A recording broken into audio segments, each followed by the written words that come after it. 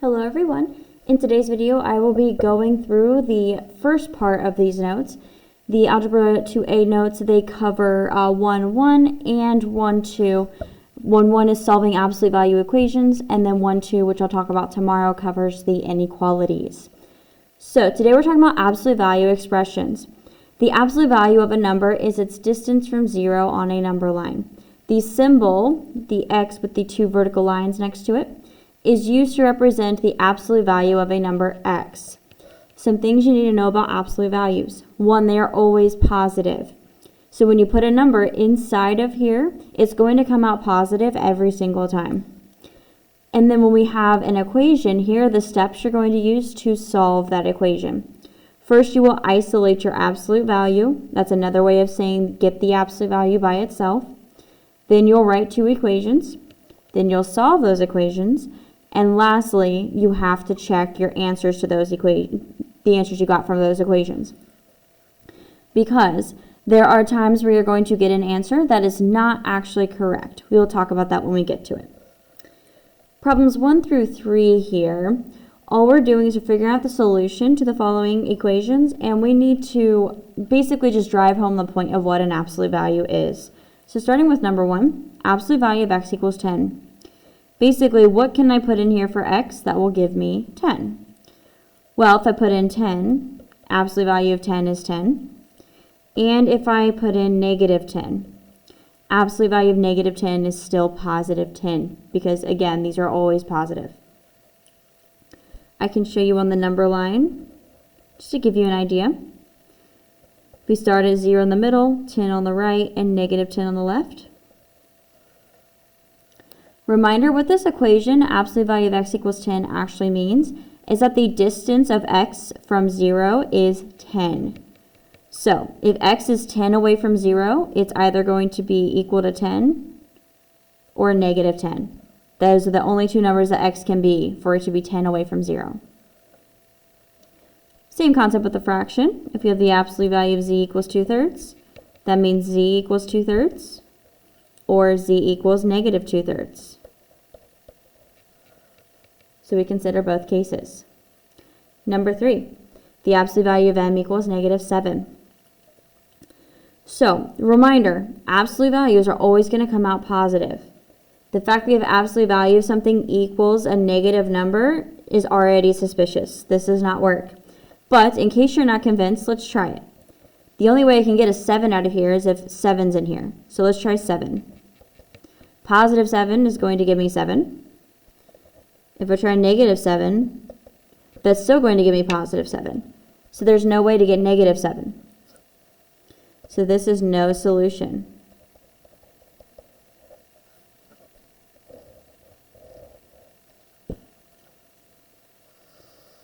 Now let's solve a longer equation. So if I split this down the middle, I can see I've got left side, right side. On the left side, I have just the absolute value. And on the right side, I just have 5. Looking at our steps again, the first step is to isolate the absolute value. And when we look at our problem, that's already been done for us, so we don't have any extra work there. So now we can jump straight to step 2, write two equations. So I'm going to separate this into two equations. In order for this absolute value to equal 5, I have to have this whole thing equal 5. So that's one option. Or this whole thing has to equal negative 5. So that's the other way I can get 5 out of that. So now I will solve both of these equations and get my values of x. The good news is we are going to solve these equations with the exact same steps. The answer is just going to come out slightly differently. So first thing, we need to add over that constant. That cancels, leaving 2x equals 6. And then we divide off our 2. X equals 3. Repeating on the right side. 2x equals negative 4. Divide off the 2. X equals negative 2. Now these are our two possible values of x because we don't know for sure if they are correct. We haven't checked. So we can't say that these are the answer yet. So let's check.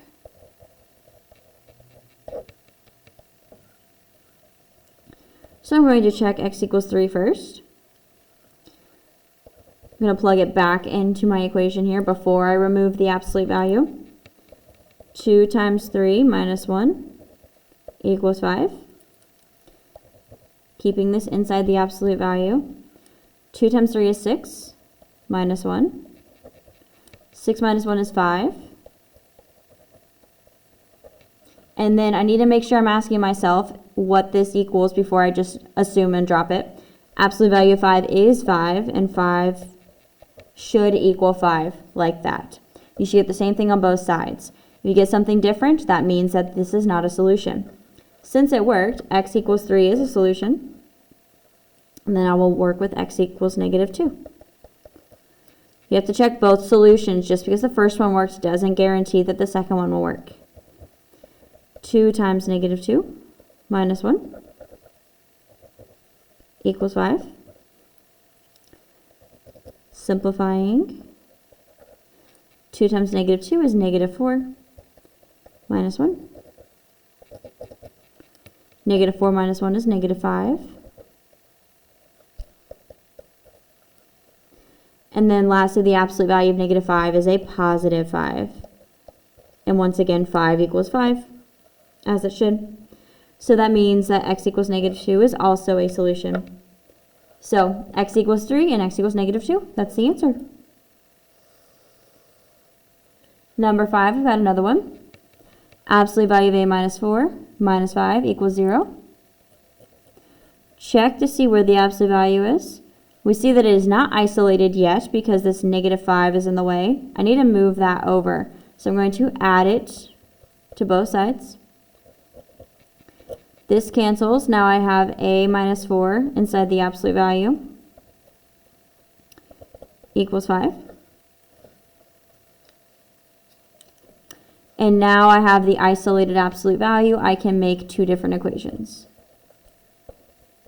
A minus 4 equals 5. So I have the positive case. And then a minus 4 equals negative 5, the negative case. Solve both of them for a. This is going to be one step. Add 4 to both sides. A equals 9. A equals negative 1. Let's check these really quickly before we just assume they are correct. First, let's test it with 9. When you check for a equals 9, this isn't something we had to think about for number 4, but you can either put it back in the original equation or in the one we got here, right before we dropped off the absolute value symbols. Both are correct. It is easier if you go with the shorter one here. It is quicker at least, so I'm going to do that. So plug in 9 for a. We have 9 minus 4 inside the absolute value equals 5. 9 minus 4 is 5. And the absolute value of 5 does equal itself. So we are good there. A equals 9 is the solution. Let's repeat for a equals negative 1.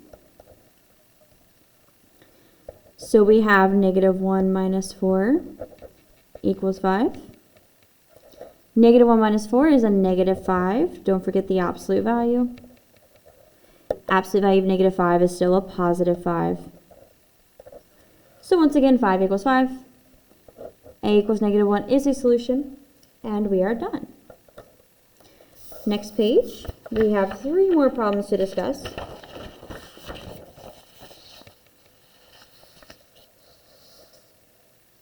Number 6. 3 times the absolute value of x plus 1 minus 1 equals 8. First step is isolate that absolute value. It's not isolated yet. First thing we want to do is add the 1 over. I know some students would look at this and they want to either distribute that 3 in. That is not something we do. We want to get rid of the 3, not distribute it. The other thing they might want to do is divide by 3 first and foremost. If you divide by 3, you'd have to also divide negative 1 and 8 by 3, and they are not divisible by 3. So my numbers will be nicer if I move the 1 first. So that's what I'm going to do. This cancels. We have 3 times the absolute value of x plus 2.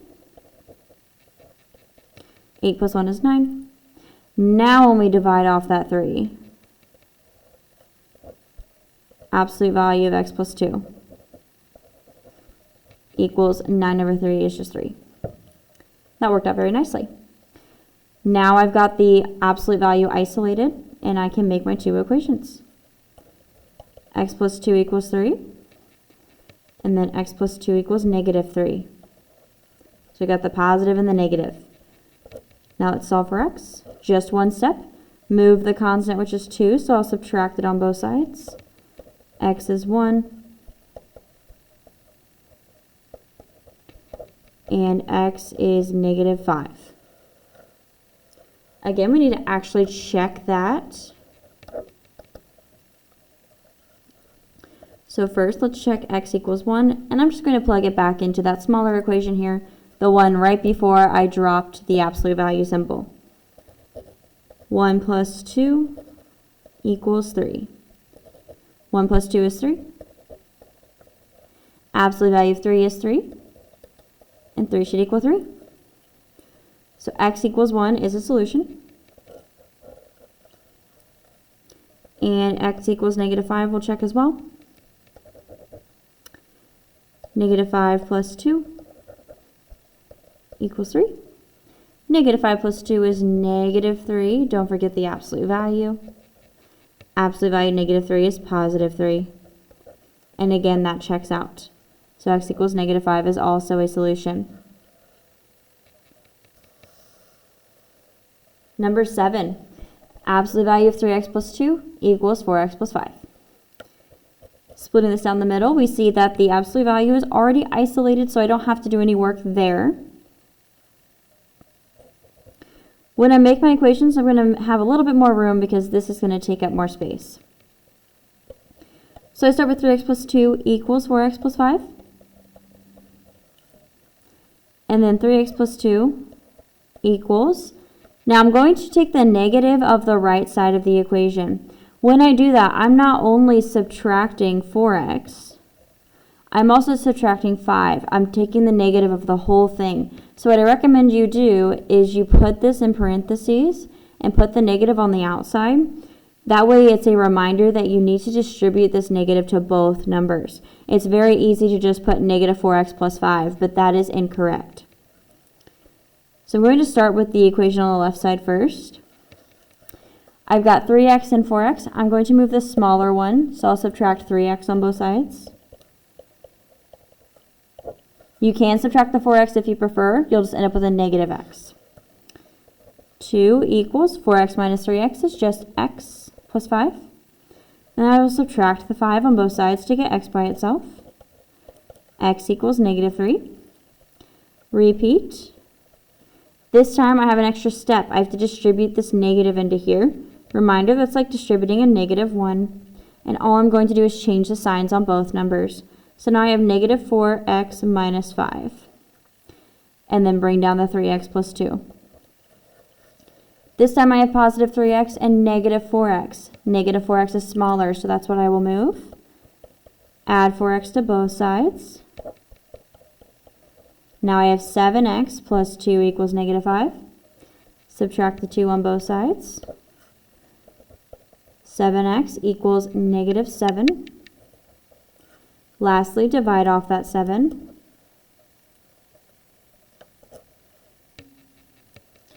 And x equals negative 1.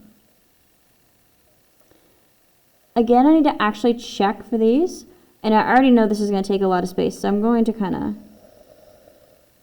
create more space for myself since I had extra space up here. So this is where I check. I will start with x equals negative 3.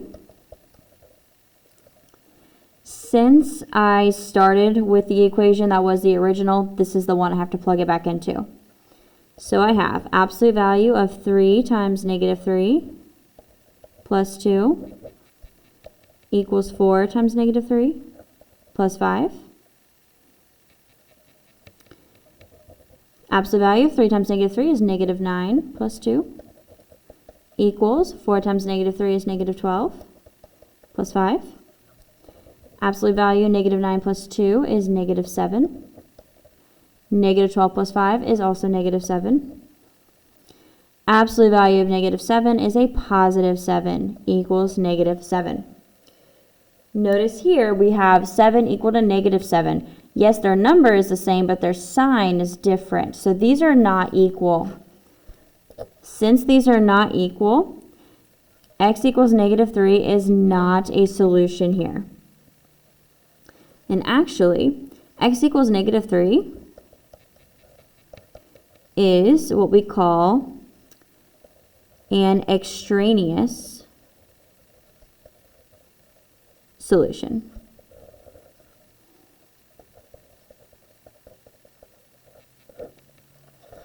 Extraneous is a very fancy word for extra.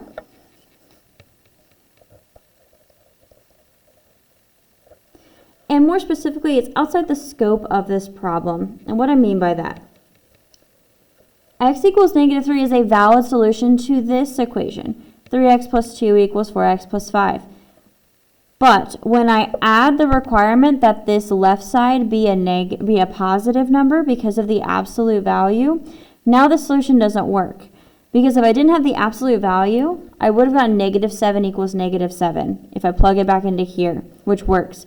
But because my original equation says that the left side has to be positive, this no longer works, which is why it became a positive 7 here and was no longer equal. So one more time. X equals negative 3 works for this equation, but not for our equation. So in this case, x equals negative 3 is not a solution.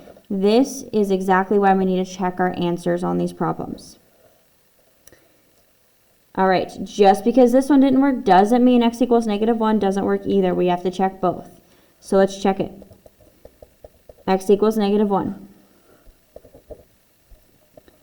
3 times negative 1 plus 2 equals 4 times negative 1 plus 5. 3 times negative 1, negative 3 plus 2 equals 4 times negative 1, negative 4 plus 5. Negative 3 plus 2 is absolute value of negative 1.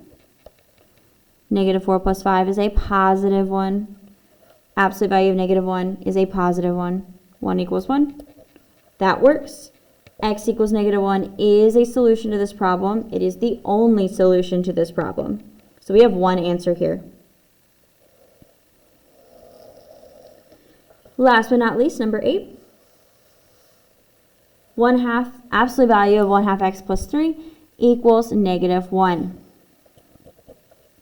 Notice that our absolute value is already by itself.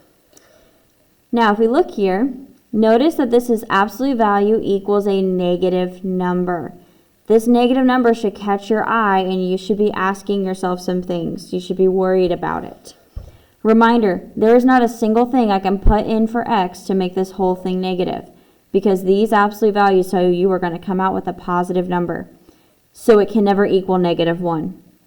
Since that is the case, we can't have a negative.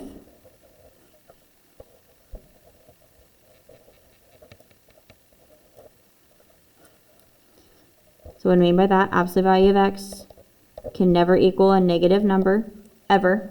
And that's what we have here. More simplified, but that's what we're looking at. So this is no solution.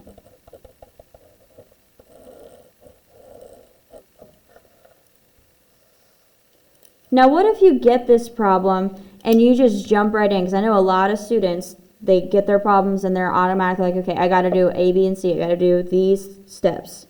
You might jump in and do that. And so you might completely miss this negative here, ignore it, and just move on. I will tell you that even if you try to solve, you will still get no solution. Let me show you. So this is me doing it myself. I got my two equations. I solved. I got x equals negative 4 and x equals negative 8. Then when I tried to plug it back into both places, notice that I got 1 does not equal negative 1 for both of them. So neither of them worked, and I still got no solution. So the good news is, if you don't catch this right out of the gate, you can still get to the right answer if you do your steps correctly. However, it is a lot easier to look at this and go, oh, that's no solution, than to do all of this work and then figure out it's no solution. So If you figure it out from the beginning, great, you just saved yourself a few minutes. If you don't figure it out though, it's not a big deal. Just do the steps like normal. You'll still get the right answer. So that's definitely encouraging. All right, that is all for today's notes. If you have any questions or anything like that, feel free to get a hold of me either in person or via email. Otherwise, I hope you have a wonderful day. Bye.